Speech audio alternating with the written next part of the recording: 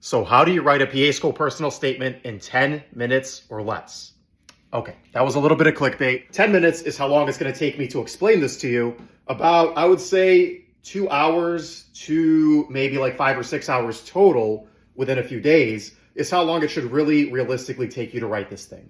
If you're really on the ball, you're really in touch with yourself, you're really in touch with why you want to be a PA, you're a decent writer, you have kind of a good method of getting things out of your brain and onto the paper, 2 hours is plenty to pre-write, write, rewrite, edit, plenty to knock out a solid essay. If I was starting from scratch, if I was writing a personal statement or some sort of an essay, I could probably knock out an essay that I'm very, very proud of in 2 hours. If you have less experience with that, it might take you longer, of course, but it should never, ever be one of those things where it takes like days and days and days and weeks and stressing and all of that. There is a clear method to it. There is a method to the madness. I literally wrote the book on this topic, and I think that my method, my step-by-step method to writing an excellent personal statement of about 5,000 characters, which is just about every graduate school personal statement, including PA school, I literally wrote the book.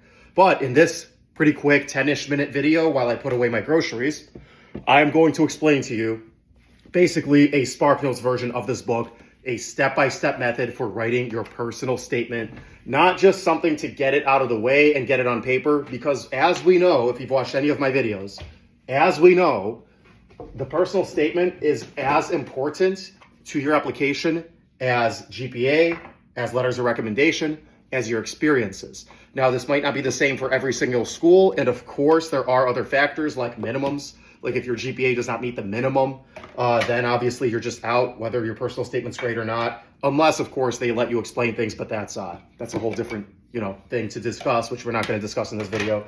But the point is, the personal statement is extremely important. What does the personal statement have to include in order for it to be considered a good personal statement? There's not that many things because there's not that much space. So the few things that absolutely have to be in there are very clearly and specifically, if you've ever worked with me, if you've ever done a consulting session with me, you know my favorite word is specific. It has to specifically and clearly tell the reader why you want to be a PA. Not why PA is a good career, not the story of your whole life, but why do you, Jacob, Allison, Miranda, whoever you are, why do you want to be a PA? I have to be able to read this personal statement, and at the end, I should have absolutely no question of why exactly you want to do this, okay? So that's number one. It should be obvious, but that's number one. Number two is going to be, do you understand the scope of the PA's profession? Do you understand their scope of practice? Do you understand what a PA actually is and what they do? Okay, the reason for that is if you're going to be doing something as hard as being a PA, if you're applying for that, if you're trying to do that with your life and you're trying to convince me or anybody else why you want to do this, you have to convince yourself. You have to have very solid reasons. And first, you have to show that you understand, okay? Which is not hard to do if you've shadowed, because the best way to do this is through examples. Let's say an example would be Jessica, a PA that I shadowed in a dermatology office.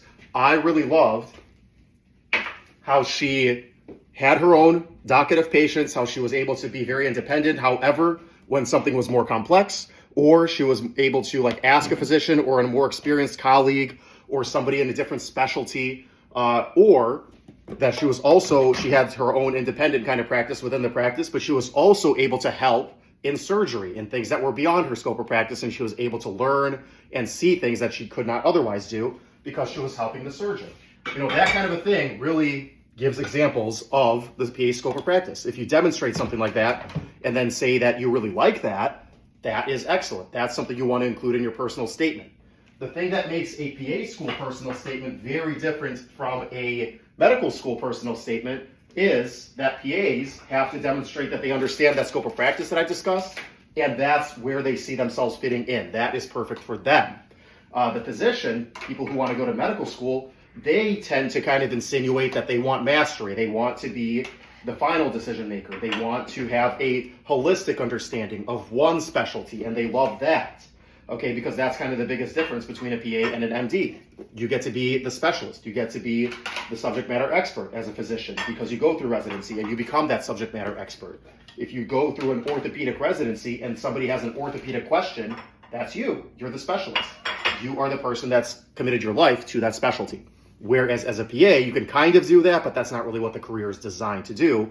We're designed to be able to kind of plug and play anywhere and reduce the cost and the time in training and get providers with high quality care to provide that care to people, but quicker, not as comprehensive, but to work with our physician colleagues, okay? So I hope that makes sense. So you want to communicate that through your examples, okay? So that's the first two things that you absolutely must include in your PA School of Personal Statement is why you want to do this and do you even understand what we do, why, and what you like about that, okay? So that's two things. The other two things that people tend to not really include as much as they should are your strengths and weaknesses. Who are you as a person? Okay, who actually are you? Not just, okay, PA is a cool career and I want to do it. And by the way, I was shadowing. Okay, yeah, but who are you? What are your strengths and weaknesses? Oh, I'm going the wrong way. Okay, what are your strengths and weaknesses? Tell me about a time when there might have been something you learned, some interpersonal conflict, a difficulty in school, just something where you demonstrated growth. So both your strengths and your weaknesses. So those are the basics. Those are the four elements that really need to be in every single PA School personal statement. All right, once you have those, now it's time to actually brainstorm. Now it's time to actually write. So the very, very first thing that you need to answer is why PA? Why do I want to be a PA? So the way that I teach people to think about that is you want to think back. You want to find a quiet place, close your eyes, sit down, get comfortable, have a cup of coffee, whatever it may be, get relaxed, and then think about a time, the first thing that comes to mind, when you absolutely knew that you wanted to be a PA. Okay, this should be simple. It's simple on paper, but it's really not if you're not used to sitting down and meditating, if you're not used to sitting down and thinking about yourself and your life and how you feel, if you're not very in touch with yourself, which most people are not, guys, which is sad. But if you're not super much in touch with yourself, you are not very good at this. So this might take you a while. And another thing that you're probably going to do, if you're anything like me, is you're going to start distracting yourself. You're going to start scrolling through TikTok. You're going to start opening up Instagram. You're going to watch YouTube. You're going to go play a video game. Whatever you do to distract yourself, whatever your kind of dopamine drug of choice is nowadays, is you're going to start distracting yourself and you're not going to want to check in with yourself and how you feel and everything like that because that's just kind of what we do now. But in this case, if you want a really solid personal statement that's truly personal and really communicates what you want and why you want it and makes it powerful and unique to you, is you are going to have to do this.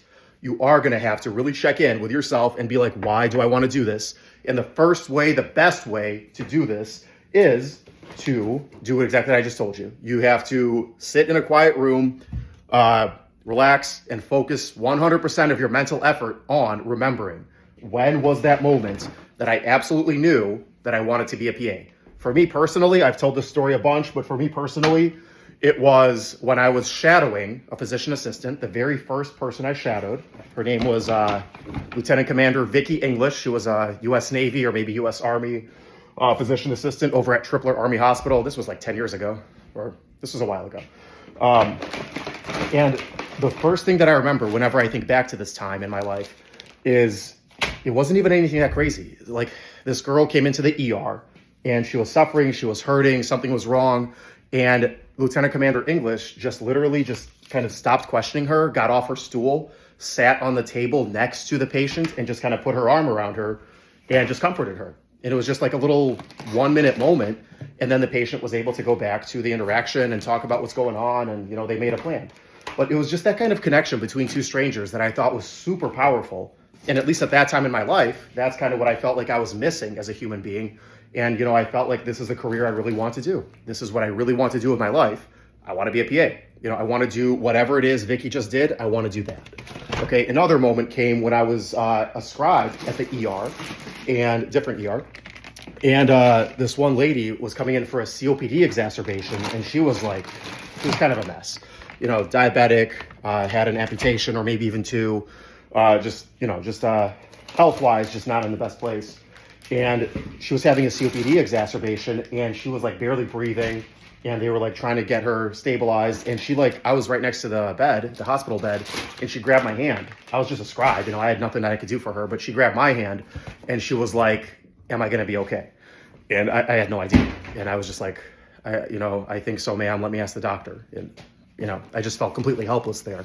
And I really wanted to help her. I really wanted to at least give her some reassurance or know what the heck is going on, but I didn't. And now as a medical provider, I do. And so that's really what I wanted. I wanted knowledge. I wanted to be able to help people through things that I know. At the very least, just reassurance and obviously treatment and everything beyond that. So those are the two kind of stories that I harken back to that made me really just know that I want to be a medical provider. This is what I want to do with my life.